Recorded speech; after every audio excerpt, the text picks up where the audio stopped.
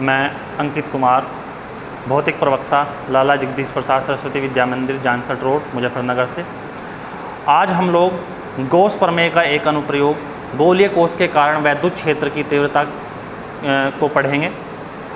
जो गोलीय कोष होता है एक खोखला गोला होता है। वैसे सामान्य तौर पर अगर हम समझें तो एक जो चालक गोला होता है, अगर हम उस पर कोई आवेश दें तो सभी का सभी आवेश उसके पृष्ठ पर वितरित हो जाता है। अगर मैंने कोई आवेश Q दे दिया तो वो सारा का सारा आवेश अगर प्लस Q है तो सारा पृष्ठ पर डिस्ट्रीब्यूट हो जाता है, सरफेस पर डिस्ट्रीब्यूट हो जाएगा।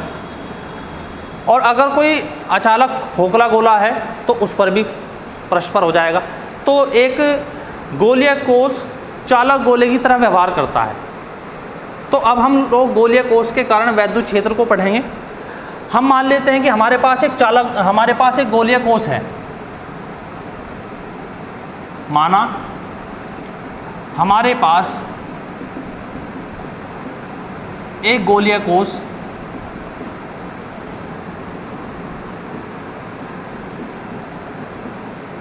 है जिसकी त्रिज्या कैपिटल R है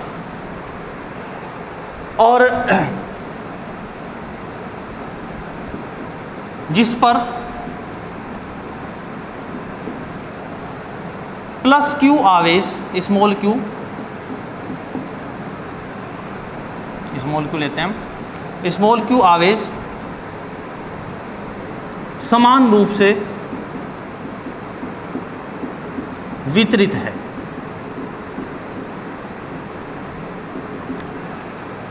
अब हमें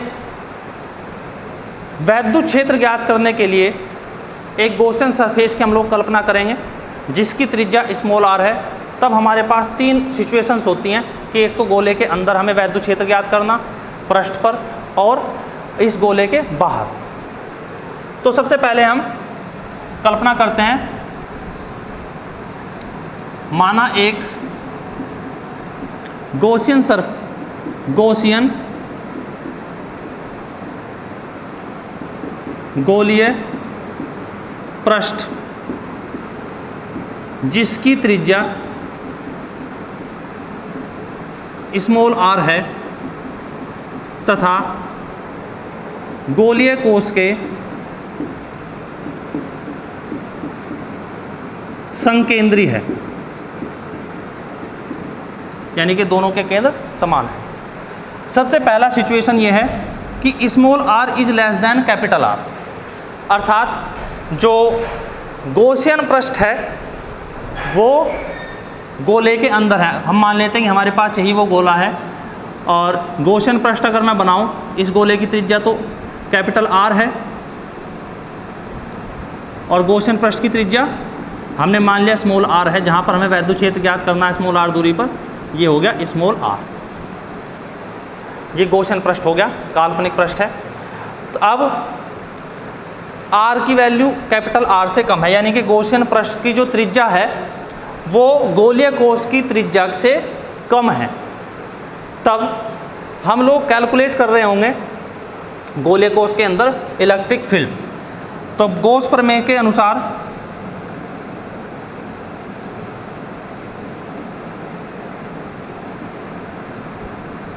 अनुसार जो फ्लक्स होता है, इलेक्ट्रिक फ्लक्स, किसी भी क्लोज सरफेस से निकलने वाला वो आवेश का 1/ε0 गुना होता है।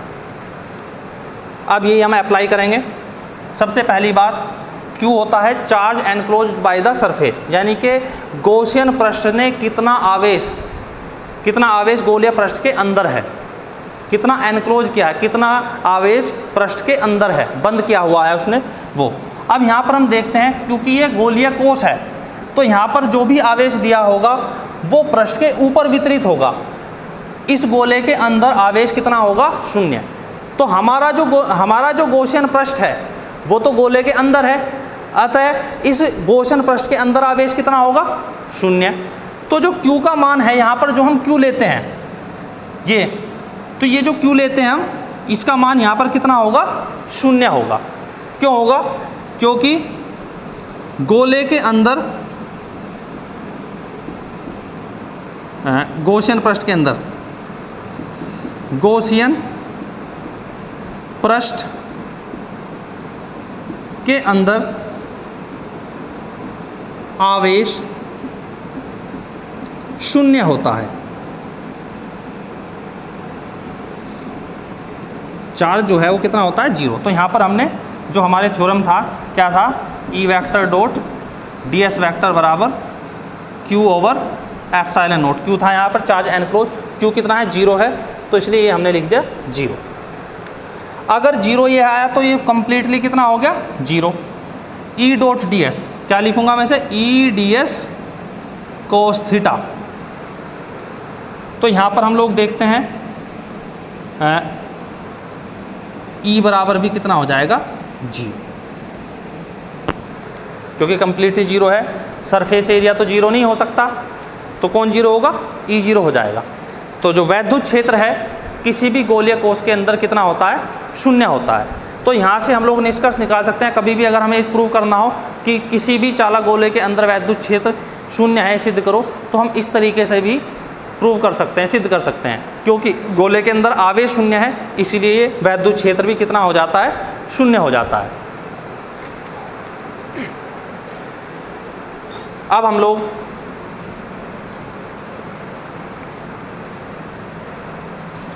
सेकंड केस जो है इसका, गोले के पृष्ठ पर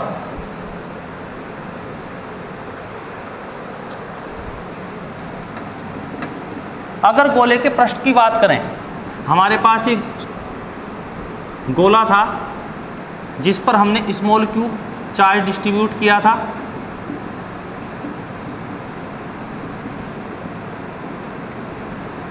और अब मैं चाहता हूं कि इसके पृष्ठ पर वैद्युत क्षेत्र ज्ञात करूं।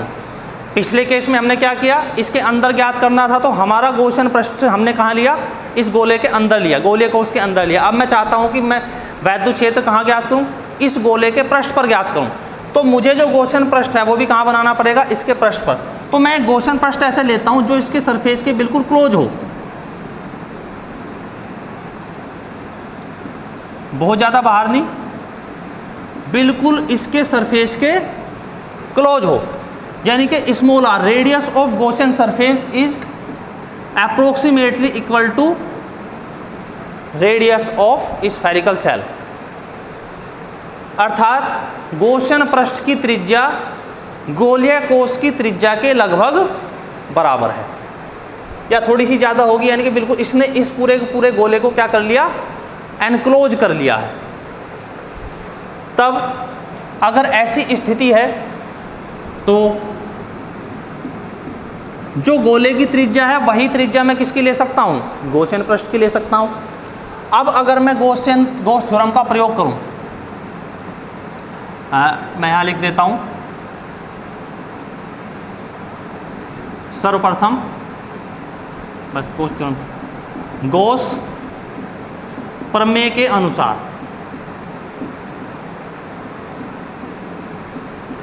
अब गॉस प्रमेय क्या थी, ई vector dot d s vector बराबर क्यू अपॉन एप्सिलॉन नॉट। अब यहाँ पर जो एक क्यू होता है चार्ज, यानी कि ये क्यू अपॉन एप्सिलॉन नॉट होता है, तो यहाँ पर जो क्यू होता है charge enclose by the surface.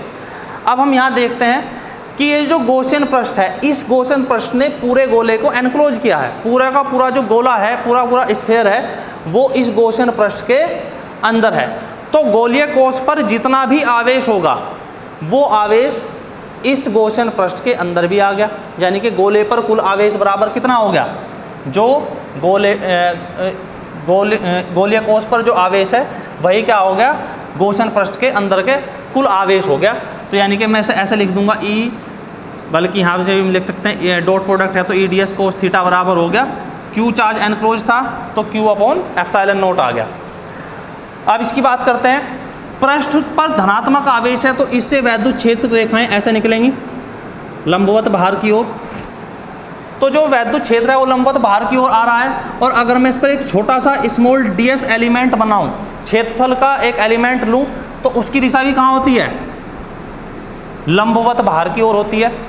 जो एरिया वेक्टर होता है क्षेत्रफल सदिश, उसकी दिशा भी क्षेत्र के लंबवत होती है, तो हम ये देखते हैं कि ds और e इन दोनों के बीच का जो कोण है, जो एंगल है, वो 0 है। तब जो थीटा है,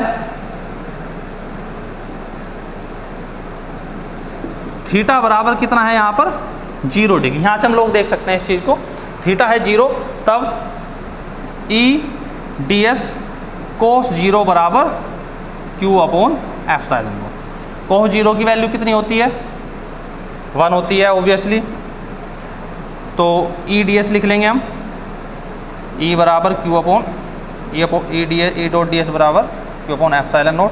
e बाहर आ जाएगा और ये हो गया ds।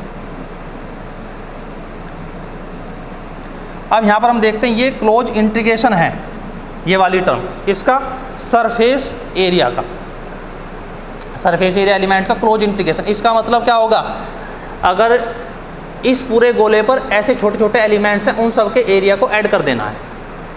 इसका मतलब क्या होगा, ऐड करेंगे तो क्या होगा, इस गोले कोस का पूरा एरिया आ जाएगा, क्षेत्रफल आ जाएगा, इस पूरे गोले का क्षेत्रफल। ये क्या है, पूरे गोले का क्षेत्रफल। इसकी जो त्रिज्या है वो कितनी थी, r थी, तो क्षेत्रफल कितना होता है इसका 4 पाई r स्क्वायर बराबर q upon epsilon note. e बराबर हो गया 1 upon 4 pi epsilon note q upon r square. तो पृष्ठ पर जो वैद्युत क्षेत्र है वो इतना आ गया हमारे पास 1 upon 4 pi epsilon note q upon r square. ये देखने में बिल्कुल बिंदु आवेश की वजह से वैद्युत क्षेत्र जैसा है। अब हमारे पास जो थर्ड केस है, गोलीय कोश के कारण,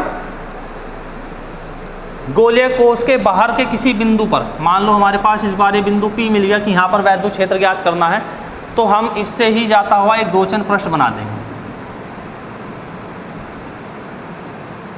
अब इस बार जो हमारे गोचन पृष्ठ की त्रिज्या r है, आप लोग देख सकते हैं r is greater than capital R होगी।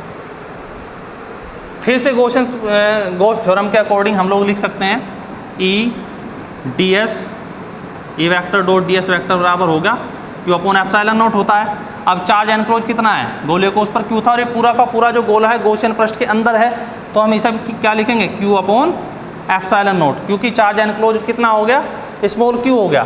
तो यहाँ डॉट प्रोडक्ट था, इसे लिखा जाएगा E ds cos थीटा। और फिर से हम लोग यहाँ देखते हैं इलेक्ट्रिक फील्ड ये जा रहा है, ये इलेक्ट्रिक फील्ड लाइंस गई, और यहाँ से जो ये आएगा इसका स्थिति सदिश, इसका क्षेत्रीय सदिश, क्षेत्रीय सदिश भी किधर होगा, वैद्युत क्षेत्र की दिशा में होगा। एरियल वेक्टर की डायरेक्शन किधर होगी, वैद्युत क्षेत्र की दिशा में होगी। तो कोण कितना हो जाता है, थीटा भी इक्वल्स टू 0। E की दिशा ds की दिशा में है, तब थीटा कितना हो गया 0। तो यहाँ पर लिख देंगे E ds cos 0 बराबर q upon epsilon not. cos 0 1 हो गया, E बाहर आ जाएगा, इंटीग्रेशन ds बराबर q अपॉन एप्सिलॉन नॉट। तो क्लोज इंटीग्रेशन एरिया वेक्टर, तो क्या आ जाएगा, पूरे गॉसियन पृष्ठ का क्षेत्रफल आ जाएगा।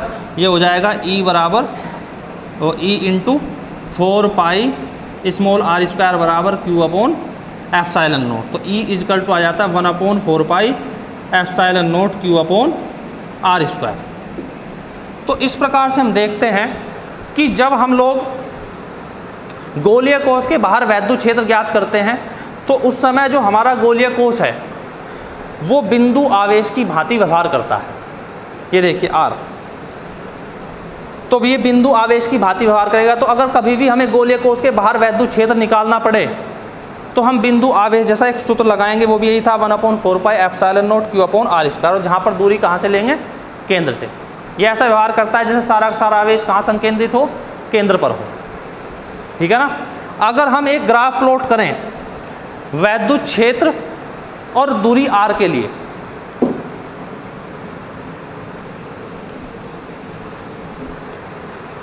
हमने अभी अभी 3 निष्कर्ष निकाले, उसके अनुसार अगर हम लोग ग्राफ प्लॉट कर दें, किस किस के लिए, वैद्युत क्षेत्र E और दूरी r के लिए। तो हम लोग ये देखते हैं जब तक r का मान कैपिटल R के बराबर नहीं हो जाता तब तक वैद्युत क्षेत्र का मान कितना होता है, 0 होता है। सबसे फर्स्ट केस था कि अगर वैद्युत क्षेत्र जो है किसी भी गोलीय कोश के अंदर कितना होता है, 0 होता है। तो अगर मैं R, ये वैल्यू R है, तो यहाँ तक जो वैल्यू होगी वैद्युत क्षेत्र की कितनी होगी, 0 होगी। ठीक है ना, यहाँ तक वैल्यू कितनी आ जाएगी, 0 आएगी। इसके बाद वाले केसेज में हमने क्या पढ़ा है, E is inversely proportional to R square. तो ये ग्राफ कैसा आएगा हमारा, ऐसा आएगा, क्योंकि इस पोर्शन में E is inversely proportional to क्या है, R स्क्वायर। जैसे जैसे इससे दूरी बढ़ेगी वैसे वैसे वैद्युत क्षेत्र घटता जाएगा। तो R बढ़ने पर वैद्युत क्षेत्र घटता है, इनवर्स स्क्वायर लॉ को फॉलो करेगा। और यहाँ पर वैद्युत क्षेत्र कितना है, 0 है। तो यानी कि कहाँ से वैद्युत क्षेत्र शुरू होता है, त्रिज्या से। त्रिज्या है, जैसे आगे बढ़ेंगे तो वैद्युत क्षेत्र तुरंत शुरू हो जाता है। ठीक है, धन्यवाद।